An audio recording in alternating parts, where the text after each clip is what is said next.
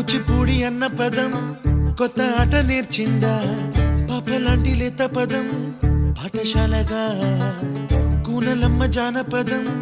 పల్లె దాటి వచ్చిందా చవళిల జానతనం పాట చూపగా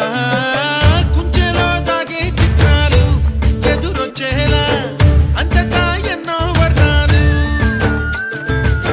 మంచులో దాగే చైత్రాలు బదులిచ్చేలా ఇంతలా ఏవో రాగాలు